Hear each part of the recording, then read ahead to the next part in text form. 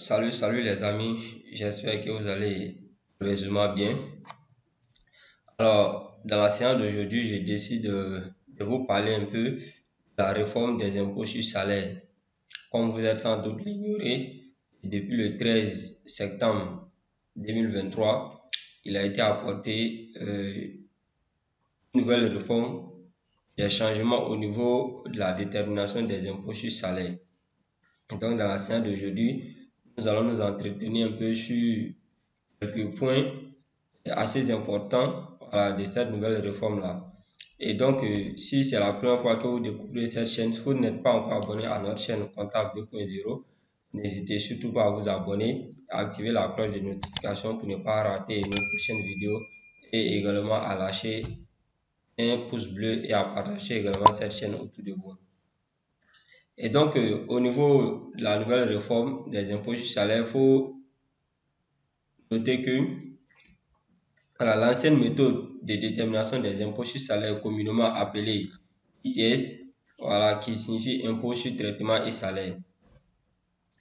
Et donc, ce qu'il faut comprendre, c'est qu'avec cette ancienne méthode-là de détermination des impôts sur salaire, communément appelée ITS, alors elle était scindée en trois parties, à savoir l'impôt IS, qui est l'impôt sur salaire, dont le taux est de 1,2% du salaire brut imposable ou encore de 1,5% du salaire net imposable.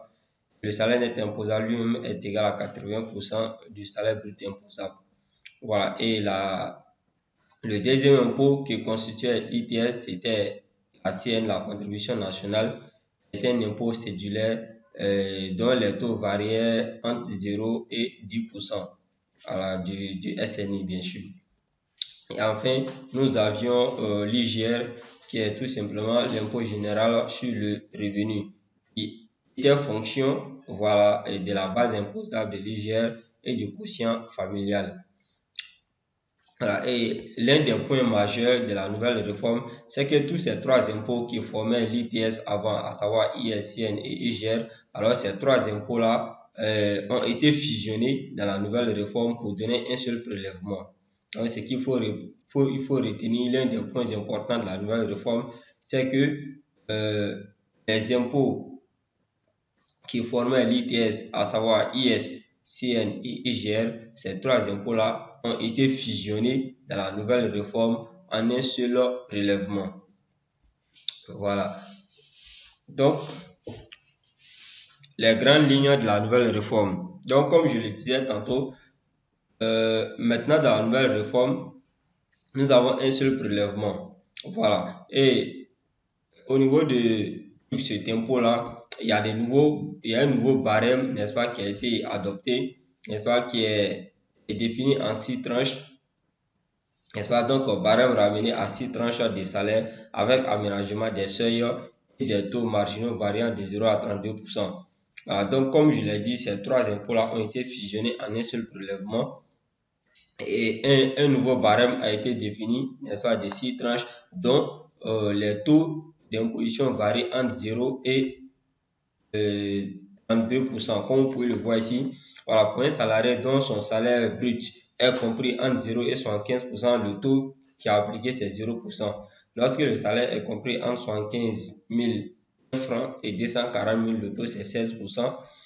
Par contre, si le salaire est compris entre 240 000 francs et 800 000, le taux c'est 21%, etc. jusqu'à ce que le salaire soit supérieur à 8 millions 1 francs et là, le taux c'est 32%. Donc, ça, c'est le nouveau barème qui est retenu dans la nouvelle réforme. Il faut noter qu'il y avait plusieurs scénarios qui avaient été proposés et le scénario qui a été retenu, c'est ce scénario-là avec ces 6 tranches et les taux qui vont avec. Donc, pour dire dorénavant, dans le calcul de la détermination des impôts sur salaire, voici le barème, n'est-ce pas, qui fera office de calcul. Voilà. Donc, l'un des points majeurs également, comme je l'ai marqué ici, réduction d'impôt pour charges familiales portée à 5 500 francs par demi-part à compter de la deuxième tranche avec limitation du nombre de parts à 5. Donc, comme cela avait était le cas également dans l'ancienne méthode, le nombre de parts, n'est-ce pas, était limité également à 5. Voilà. Le nombre de parts ne pouvait pas dépasser, était inférieur ou égal à 5. Donc ici, qu'est-ce qu'il faut retenir dans ce point-là? C'est que dans la nouvelle réforme, chaque salarié a droit à déduction d'un montant forfaitaire mensuel du montant d'impôt qu'il doit payer sur son salaire. Donc, en résumé, lorsque un salarié, en fonction de sa tranche salariale, on lui applique le taux qu'il doit payer, on applique le taux sur le salaire, sur son salaire brut, n'est-ce pas? Ça nous donne un montant d'impôt brut qu'il doit payer. Maintenant, en fonction de sa situation matrimoniale et le nombre d'enfants à charge que communément, voilà, ils ont appelé le RICF, la réduction d'impôt pour charge de famille. Donc, en fonction de sa situation matrimoniale et le nombre d'enfants à charge, alors ce salarié-là aura droit à déduction d'un montant forfaitaire, comme je l'ai mentionné ici. Pour dire que le salarié, en fonction de sa situation matrimoniale et le nombre d'enfants à charge, soit appelé RICF, réduction d'impôt pour charge familiale, aura un montant forfaitaire mensuel à déduire de son impôt sur salaire. Voilà. Donc, en fonction de sa situation matrimoniale et le nombre d'enfants à charge, on va déterminer ici sa part. On va déterminer, n'est-ce pas, le nombre de parts. Et en fonction de son nombre de parts, il y aura un montant forfaitaire mensuel qui va déduire, soit du montant d'impôt brut qu'il devrait payer. Et donc, ce tableau qui résume un peu, voilà, le montant à déduire par chaque salarié en fonction de sa situation matrimoniale se trouve ci-dessous. Voilà, comme vous pouvez le voir ici, voici un peu le tableau qui récapitule ou qui explique un peu le montant à déduire, n'est-ce pas, pour chaque salarié en fonction de son nombre de parts. Et son nombre de parts même qui est en fonction de sa situation matrimoniale et le nombre d'enfants à charge. Donc, pour dire quoi ici, ce tableau-là vous dit quoi? C'est-à-dire pour un salarié qui a dont son nombre de parts est égal à 1, alors ce salarié-là, le montant qu'il lui déduit à mois de son montant d'impôt brut, c'est 0 francs. Voilà, parce que son nombre de parts est 1. Par contre, lorsque votre nombre de parts est 1,5, alors le montant que vous devez déduire par mois est 5500 francs. Et à chaque fois, il faut ajouter 5500. À chaque fois, on ajoute 5500 francs. Donc, lorsque votre nombre de parts passe à 2, alors le montant que vous déduisez, c'est 11 000. Donc, on fait 5500 plus 5500, ça nous donne 11 000. Par conséquent, lorsque votre nombre de parts est 2,5, le montant que vous devez déduire mensuellement de votre montant initial d'impôt est 16 500 francs, etc. jusqu'à 5%. Lorsque votre nombre de parts est 5%, alors le montant mensuel que vous devez déduire de votre montant d'impôt est 44 000. Et bien évidemment, comme nous l'avons dit précédemment, le nombre de parts ne peut excéder 5. Voilà, le nombre de parts doit être inférieur ou égal à 5. Donc ça, c'est également l'un des points majeurs de la nouvelle réforme. Et ici, assez rapidement, nous allons présenter ici un cas pratique. Ici, nous prenons le cas d'un salarié qui est marié avec un enfant à charge, dont son revenu imposable est de 410 000 francs. Et donc ici, nous allons déjà déterminer la réduction d'impôt correspondant à sa situation matrimoniale, c'est-à-dire quel est le montant qu'il sera amené à déduire de son montant d'impôt brut. Puisque ici, il est mentionné que notre salarié ici, il est marié avec enfant à charge. Or, pourtant, il est bien connu que lorsque vous êtes marié, vous êtes salarié et vous êtes marié, alors votre nombre de parts, c'est 2. Dès l'instant où vous êtes marié, votre nombre de parts, c'est 2. Et on a 0,5 parts pour chaque enfant. Donc ici, lui, il est marié.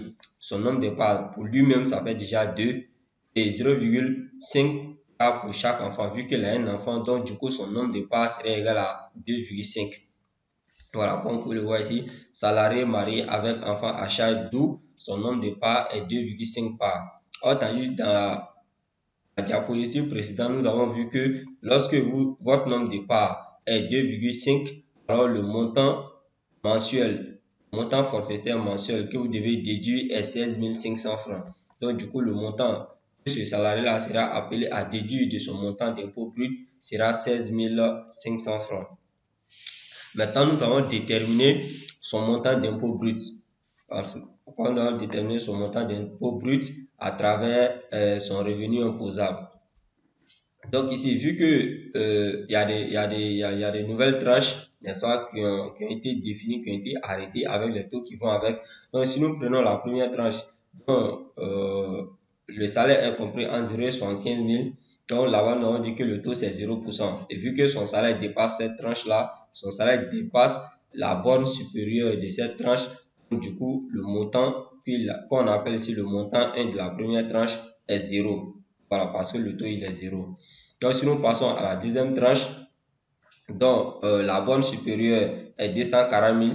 Donc nous voyons que son montant brut, son revenu imposable brut dépasse également les 240 000. Donc du coup, nous allons déterminer l'amplitude, soit au niveau de cette tranche-là. Donc nous faisons la borne supérieure, les 240 000 moins les 75 000, la borne inférieure. Alors nous trouvons ici l'amplitude qui est 165 000 qu'on multiplie par le taux, n'est-ce pas, de la tranche qui est de 16%. Du coup, nous avons le montant 2 pour la deuxième tranche est de 26 400. Et lorsqu'on passe à la troisième tranche, on fait le même calcul. Voilà, là-bas, la borne supérieure pour la troisième tranche, c'est de 240 000. La borne inférieure est 240 000. La borne supérieure est 800 000. Et comme nous voyons que son montant, son revenu imposable est inférieur à la borne supérieure, est inférieur à les 800 000. Donc, du coup, alors on ne va pas arriver jusqu'aux 800 000. Alors, nous allons nous arrêter, n'est-ce pas, en cours de route. Donc, du coup, ici, l'amplitude sera calculée entre les 410 000 francs et les 240 000. Pourquoi on n'arrive pas aux 800 000? Parce que son revenu imposable est inférieur aux 800 000. Donc, du coup, l'amplitude sera calculée entre les 410 000 et les 240 000. Les 240 000 qui sont ici la borne inférieure, n'est-ce pas, de la troisième tranche. Donc, du coup, l'amplitude nous donnera 170 000 francs. Et comme le taux qui est appliqué à la troisième tranche est 21%, alors on fera les 170 000 multipliés par 21%, ce qui nous donne un montant de 35 700 francs.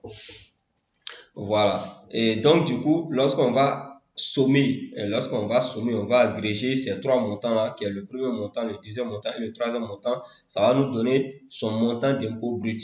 Donc, du coup, lorsqu'on fait le premier montant qui est 0, plus le deuxième montant qui est 26 400, plus le troisième montant qui est 35 700, ça nous donne un montant d'impôt brut de 62 100 francs. Donc, normalement, c'est 62 100 francs qu'on doit prélever de son revenu imposable. Donc, de ces 410 000 francs-là, on doit prélever 62 100 francs. Cela dit, vu que notre salarié est marié avec un enfant à charge, donc du coup, le montant auquel il a droit à déduction, nous avions dit ici que c'est 16 500 francs. Donc du coup, son montant d'impôt net qu'il sera appelé à payer sera tout simplement les 62 100 francs, qui est son montant d'impôt brut, moins son RICF, si on peut le dire comme ça, moins la réduction de ses impôts pour charges familiales, qui est de 16 500 francs. Donc, on va faire les 62 100 moins les 16 500 francs, qui va nous donner ici un montant d'impôt net à payer de 45 600 francs. Voilà, donc voici un peu les amis. C'est quelques grandes lignes de la nouvelle réforme. Et je ferai une nouvelle vidéo sur comment déterminer ou comment automatiser ce calcul-là via un fichier Excel. Voilà, je vais vous montrer cela pas à pas, comment vous pouvez automatiser cela à travers, n'est-ce pas, Microsoft Excel. Donc, encore une fois de plus, si vous n'êtes pas encore abonné à notre chaîne Comptable 2.0, n'hésitez surtout pas à vous abonner, à activer la cloche de notification. Et si vous avez bien évidemment des incompréhensions, n'est-ce pas, au vu de ce qui a été présenté ici, vous pouvez poser vos différentes préoccupations dans les commentaires et je ferai l'effort de trouver des réponses à vos différentes préoccupations. D'ici là, portez-vous bien et on se dit à la prochaine.